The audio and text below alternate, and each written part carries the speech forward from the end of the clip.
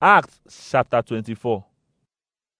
When 5 days don pass, Ananias wey be the high priest come with some elders and one lawyer wey dem dey call Tertullus, and dem read wetin dem say Paul do give the governor. When dem order make dem bring Paul come out, Tertullus tell the governor say, E don tey wey we dey enjoy peace because of how you dey rule and all the better things wey you dey do take change the country. Oga Felix, we dey see all these things wey you dey do for everywhere. Na every day we dey talk about am and dey thank you. But make my story for not long too much, I beg make you hear us well as you dey always do. Because we don see this man say he find trouble and cause wahala among all the Jew people for the world. And na he dey lead the gang wey dem dey call the Nazarenes. He even take Greek people enter the temple. So we come arrest am. But Lysias, the commanding officer, come take her comot for our hand with force. So when you ask her question, you go fit hear by yourself all the things wey we say he do. As he dey talk, the Jew people too dey support say wetin he talk na true. When the governor say make Paul talk, he come say, I know say you don be judge for dis country for many years now, so I no go fear dey talk as I dey defend myself.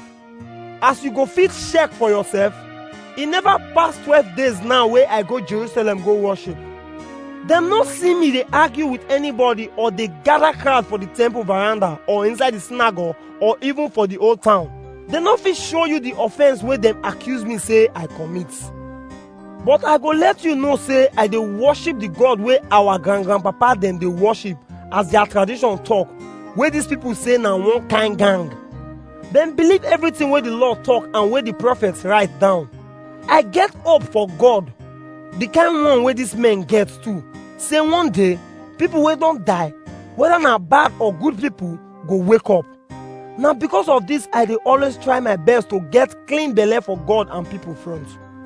After many years, I come Jerusalem back come give to poor people and offer sacrifice.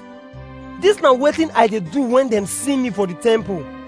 I dey clean and I no gather any crowd or disturb anybody. But some Jew from Asia suppose dey here dey talk the thing wey dem get against me, if dem get anything to talk at all. Or make these men wey dey here talk the crime wey I commit as I face the council. Because if e pass this one, I go shout as I stand for their front say, una dey judge me today because I believe say people wey don die go wake up. Then Felix, wey be say he know the true story about the way, postpone the case come say, When Lysias, the commanding officer, come, I go judge your case.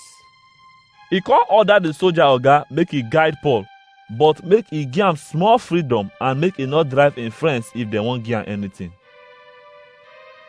After some days, when Felix with him wife Drusilla wey be Jew sit down together, they come say make dem bring Paul, so that dem go listen to am as he dey talk about how person go fit take believe Jesus Christ.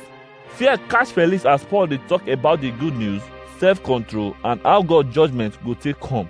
So he come tell Paul, Make you go first. When I get time, I go say make dem bring you come again. because he dey hope say Paul go bribe am, na im make am say make dem bring Paul come meet am many times.